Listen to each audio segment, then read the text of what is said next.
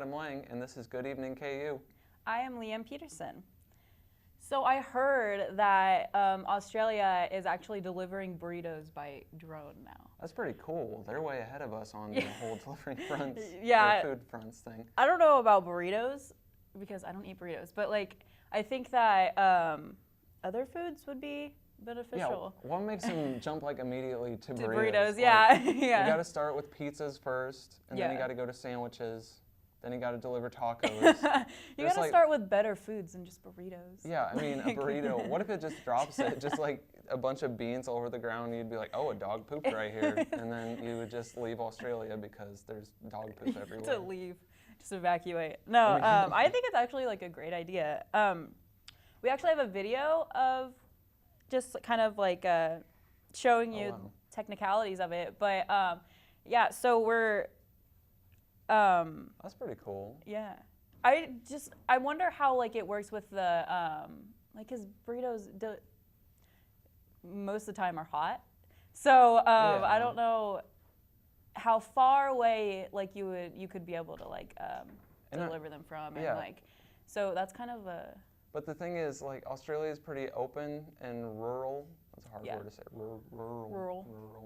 But what was I saying? Rural. Lost your talking point. Yeah, but it's pretty rural, and there's not much it would run into, I guess. Yeah. I guess they just put it on a bag, and then they just deliver it in a loose paper bag. Yeah, there doesn't look like there's any heating like elements to that, so you're gonna get a cold burrito, and that's not gonna be a good time. And plus, they're literally advanced enough to deliver them by a drone, but they can't find a better bag than like a loose paper bag. Yeah, how is this gonna work? No, I actually think they probably figured out those technicalities, honestly. Who is doing this though? I mean, whose idea was like, I want to deliver burritos by drone to people? Yeah, I mean, you already have like Amazon doing it with just like packages and stuff like that. I know that there's like a certain weight limit. Oh, too. Domino's is in New Zealand. Wow. Pizza. I guess they thought faster than I thought. Yeah, they're way more advanced. That's much better than delivering. On this bandwagon of delivering things by. We were the first ones to the moons. And now we're not even flying drones yet. No. Yeah, we can't even beat Australia to delivering food. Are you serious? I also think that it would be a great idea to deliver Halloween candy by drones. Then nobody would have to ever leave their house. You don't have the worries of getting scared. It could just like rain down candy onto you. Like a Twix bar just comes and hits you on the head, just like that. Imagine. You just have like an upside down umbrella. Yeah. Look, like all the children wouldn't even leave their houses. They would just get rained on by drones with candy. And then we would all just be fat. No exercise, no walking from house to houses anymore. What you thought you knew about trick-or-treating is now invalid. Yeah. We just invented new Halloween. It'll never be the same. So do you have any Halloween plans? I was gonna go trick-or-treating, probably, but I don't know if they actually like give college kids candy. Probably not. I mean, like imagine a college kid in like a hockey mask walking up to your door. Hey, give me candy. I would call the police. I would call like immediately. No, I get it. Yeah, definitely. I am actually going to a haunted house in Kansas City. Which one? There's multiple. I haven't decided which one I'm going to yet, but there are multiple. There's like the Edge of Hell. The Beast. The Beast, yeah. So I know like the ones in Kansas City are like advanced. Yeah. They're the really scary ones. Museum. Yeah. I haven't been to like a real haunted house before, so it's gonna be really interesting. Oh, yeah. Last time I went to one. Probably going to like scream. Last time I went to one was in Minneapolis. It was called like something hell. I don't remember, but I peed. Like legit? How old were you? Like 10. I was in double digits. You can't pee your pants when you're double digits, but I did. Because this guy, he was wrapped up like a mummy, but he had like a ghoul face, and he jumped out at me, and I was already like on my last straw. I was like, I'm done with this place. It was toward the end? No, it was like it was like a quarter of the way. So you had to go through the whole way, the rest of we were like 10 minutes in. The rest of the haunted house with wet underwear and pants. Yeah. So, oh my God, that's horrible. It wasn't that bad looking back on it, but I peed so much. Like, it was dark in there, but you could tell. Oh my goodness. You probably wouldn't fare well in one of the ones that like require a waiver then. Yeah, probably not. No, like there are some haunted houses that require waivers. Yeah, and I'm probably never going to go to those because I peed on the last ones. Okay. Well, I hope you guys have a good Halloween too. We'll be back with Brandy with an interview.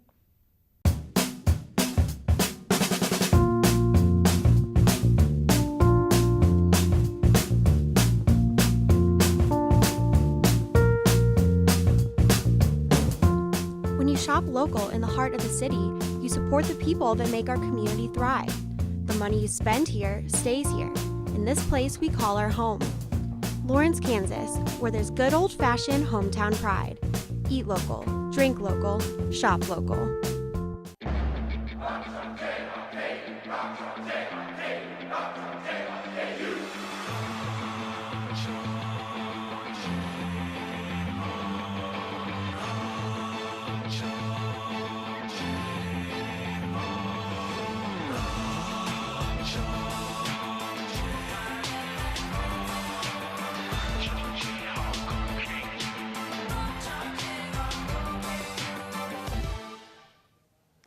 Welcome back, everyone. Here's our special guest, Nae Brown. Hey guys. She is a fashion blogger and a student here at KU. So tell us a little bit about yourself, Nae. Hi guys, I'm a KU student. I am a major in communications with a minor in journalism.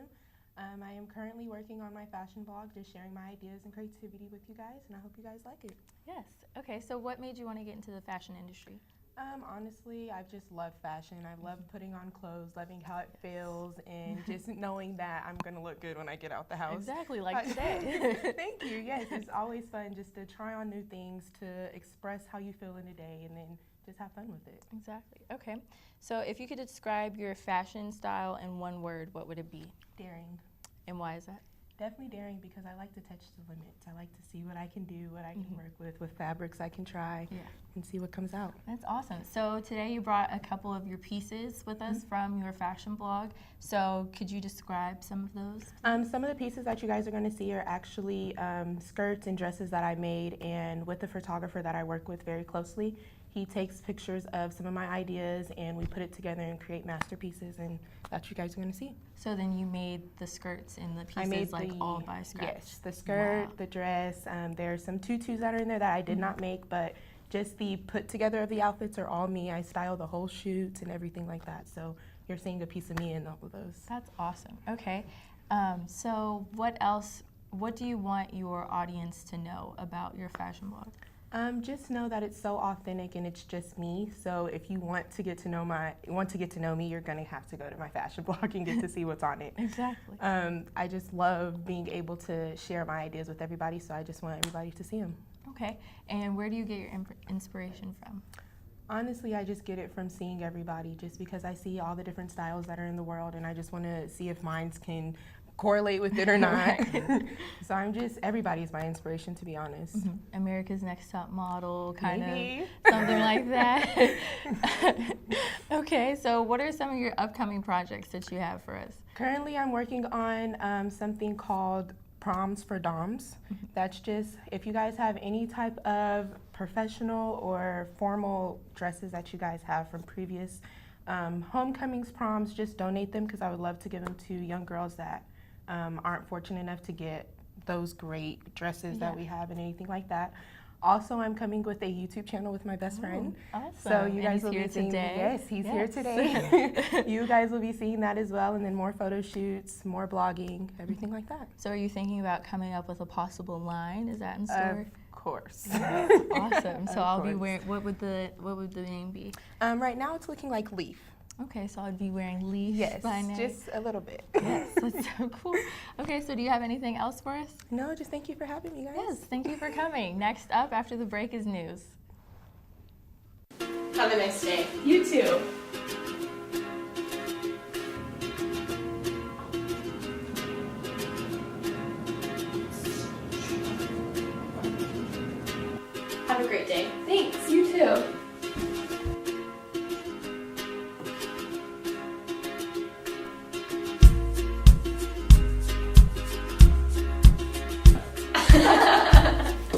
someone's day. Pay it forward. Where you go to college makes a statement about you. This place will become a part of you, your identity for life.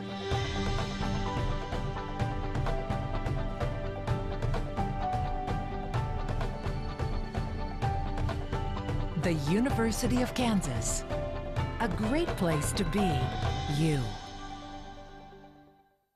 Welcome back, I'm Alexis. And I'm Mitch. This is your Good Evening KU News Update.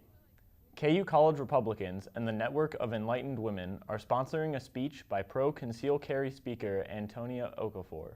Okafor is a graduate student at the University of Texas and helped Texas pass its own campus carry laws in 2015. The speech will take place tonight at the Kansas Union at 7:30.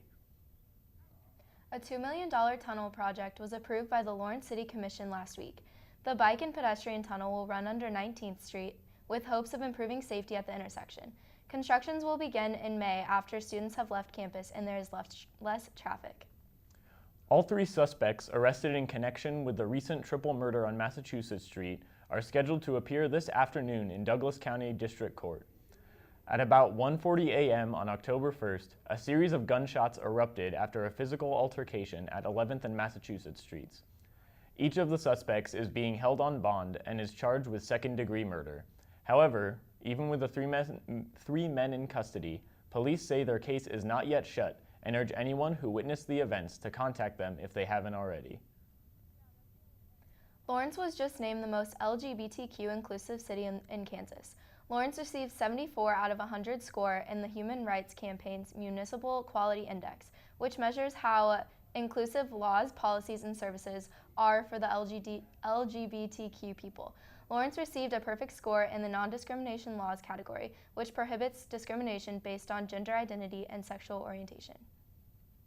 Former Jayhawks Cole Aldrich and Sharon Collins, players in Kansas basketball's 2008 National Championship run, will be recognized by Kansas Athletics this upcoming year. According to a Kansas Athletics news release, the 2017-18 season will mark the 10th anniversary of the 2008 NCAA National Championship team when Kansas hosts West Virginia on Saturday, February 17th. KU football takes on TCU this weekend in Fort Worth. The Jayhawks are coming off a disappointing loss at Iowa State last weekend in which they were defeated 45-0. This was only the fourth shutout in school history that Iowa State has against a Big 12 opponent. That's it for your Good Evening KU News Update. Stay tuned and Brittany will be back with the weather.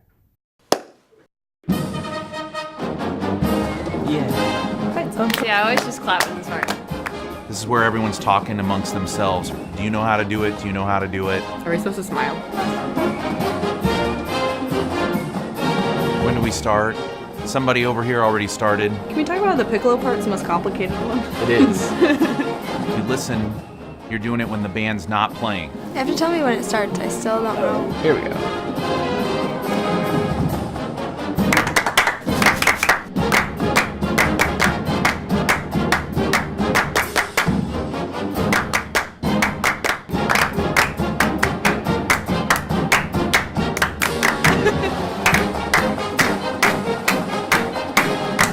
Just clapping now.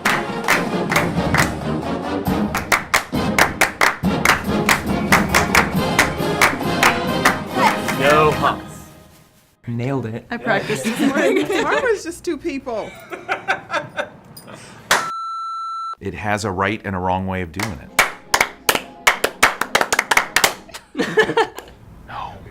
No. Wrong. I like my way better. I don't know how to do the end. It's just I don't know the head.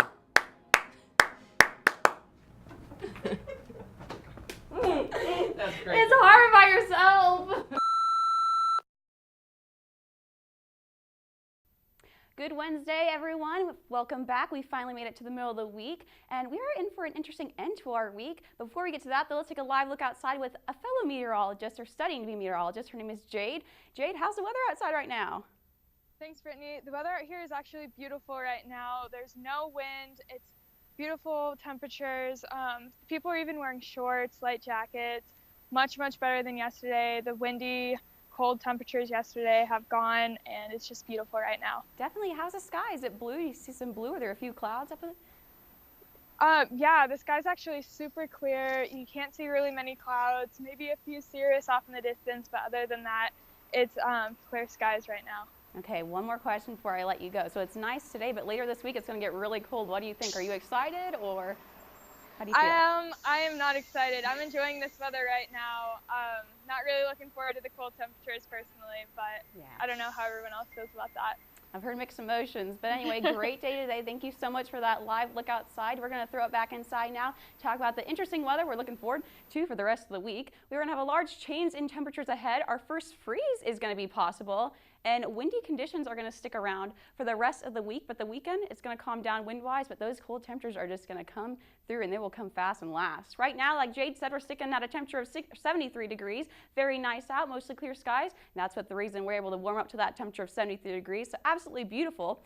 And into the evening, it's going to stay nice, so if you plan on going out for dinner, you can definitely eat outside. At 7, we're going to be at a temperature of 60 degrees. By 9 p.m., we're already going to drop to a temperature of 51 degrees, and we will only drop to about a low of 46 degrees by, well, the low of 46 by 3 in the morning. But when you wake up tomorrow, you're definitely going to have that warmer gear on, those hats, and maybe even gloves. So we're going to be at a temperature of 48 degrees with a sunny sky, southeast winds at 5 miles per hour. So not as windy as we've been, but we will get windy later on throughout the day tomorrow.